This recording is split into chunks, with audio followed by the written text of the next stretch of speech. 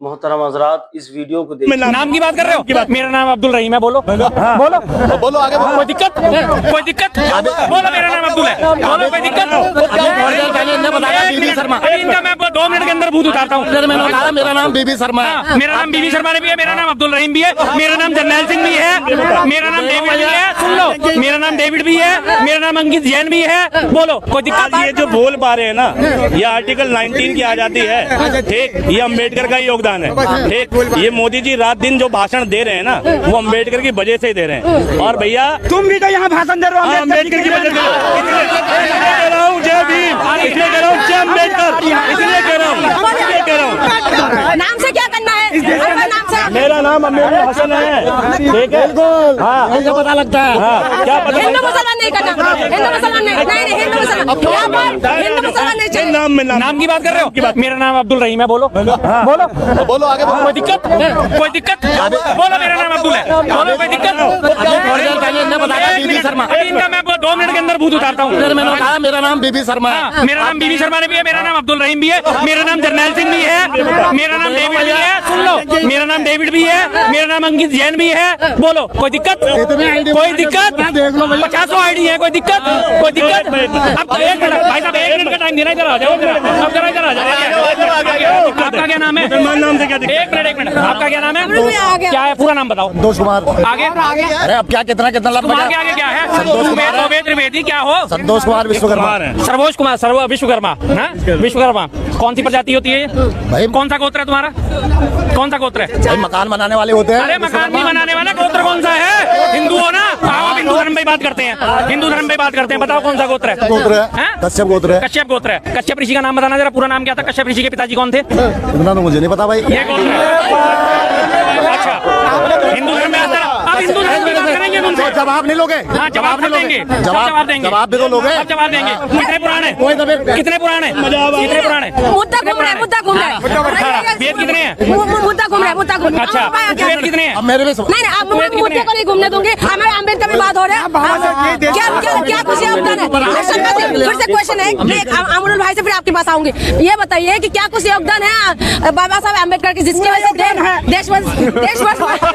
क्या बताएंगे योगदान का? हम बताएंगे। बताइए। बाबा साहब का योगदान है। जब तक सूरज चांद रहेगा, बाबा साहब का नाम रहेगा और देश चलेगा, संविधान से चलेगा। जो संविधान का अपमान करेगा वो देश पे राज नहीं करेगा। और अगर अपमान करने का काम करा तो सबसे पहले पंडित जवाहरलाल नेहरू ने करा। देश से माफी मांगना चाहिए कांग्रेस पार्टी को, देश से माफी मांगनी चाहिए राहुल गांधी को। मोहन भागवत ने भी एक बयान दिया है जो कह रहे हैं कि जो यहाँ पर मुसलमान है वो बेशक विदेशी उसको अपना लिया है, लेकिन वो है तो हमारे देश का। ये बात इनको समझनी चाहिए जो मेरा नाम पूछ रहे थे। यही ये जो जहर है ना, इन्होंने पूछा ना, जो इन्होंने पूछा ना कि तुम्हारा नाम क्या है, कह रहे ये है। मुसलमान सुनते ही इनके दिल में ऐसी चीज मस्ती है जैसे इनकी भैंस खोल के लेके आऊं मैं। मतलब देश में मुसलमान होना गुनाह क्या? मुसलमान भारतीय नहीं होता, नागरिक नहीं है। या तुम्हें जो राइट है वो मुझे नहीं है, या तुम्हारा वोट मेरा वोट अलग है। ये अम्बेडकर की देन है कि तुम और मैं बराबर हैं। एक तुम्हारे मोदी जी की, और सुनो, और ये मोदी जी की देन है कि तुमने नाम पूछा, ठीक है? जवाब सुनो। माए गया नहीं। ये अम्बेडकर के संविधान में देख लो, समझे नहीं किसके क्या अधिकार है? क्या अधिकार है? ये और अम्बेडकर के संविधान में संशोधित संविधान में मत देखना। जो मूल प्रति है ना 1947 की, उसकी मूल प्रति में देखना कि किसके क्या अधिकार है, तब आपको पता लगेगा। बिल्कुल। मोहन भागवत ने ये भी बोला है कि राम मंदिर के बाद आपने इसको खत्म कर देना चाहिए।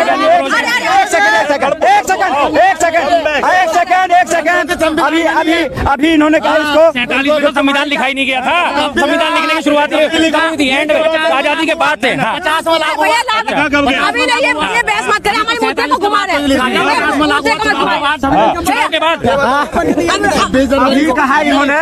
मुद्दे पे आते हैं कि अमरुल भाई कह रहे कि राम मंदिर बनने के बाद ये सारे मुद्दे खत्म कर देना चाहिए। ये लोग जो हिंदू मुसलमान है, ये ज्यादातर हिंदुओं का नेता कौन चाहते हैं?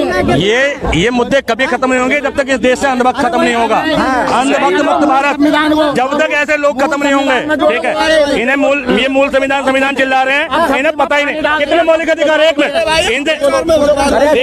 मिनट, कितने मौलिक अधिकार है नागरिक के? कितने मौलिक अधिकार? लोग 5 हैं। 5 मौलिक अधिकार है। ज्ञान सुनिए इनका,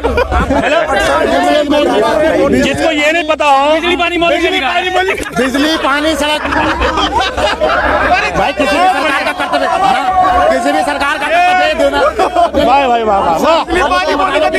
चलो मेरे को नहीं पता और बोलो, मेरे को नहीं पता तो मत बोलो, अगर पता नहीं है तो मत बोलो, मजाक मत उड़वाओ अपना, मजाक मत उड़वाओ अपना।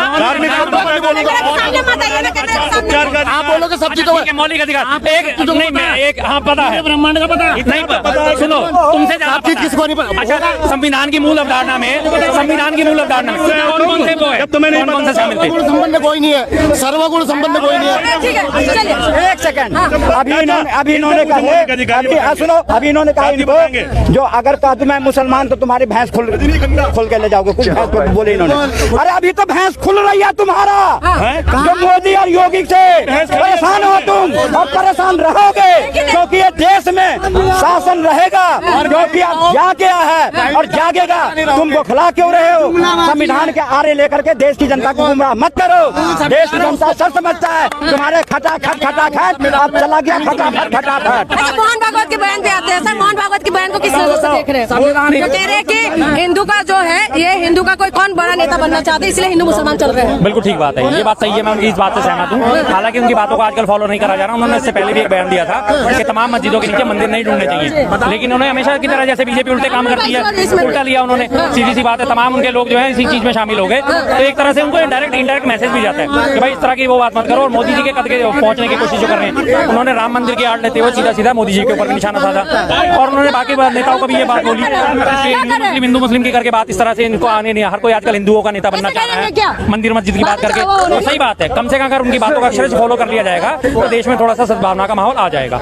लेकिन ये बीजेपी वाले सारा इसका काम उल्टा करते हैं। तो ये जो कह रहे हैं कि जो हमारे यहाँ की जो मुसलमान है, कह रहे हैं ये तो देशी है, विदेशी बेशक धर्म को अपना लिया, लेकिन इसका मतलब ये थोड़ी ना आप इनको परेशान करेंगे। बिल्कुल जेन्युइन बात कही है, लेकिन इनके बात नीचे वाले लोगों को तो समझ में आना चाहिए। एक भाई साहब चले गए, अब तो अभी वो खड़े खड़े यही बातें कर रहे थे ना, तुम्हारा नाम सबका नाम पूछ रहे हो। अभी मैंने उन्हें अपने 4 नाम बता दिए, तो अरे तो 4 नाम लेके घूम रहा, 5 नाम। अरे भैया मैं हर चीज हूँ, मैं तो हिंदू भी हूँ, मुसलमान भी हूँ, सिख भी, ईसाई भी, क्रिश्चियन भी, जैन भी, बौद्ध भी, पारसी भी, सब हूँ मैं, क्योंकि सारे के सारे भारत में रहती है और सबसे पहले मैं भारतीय हूँ।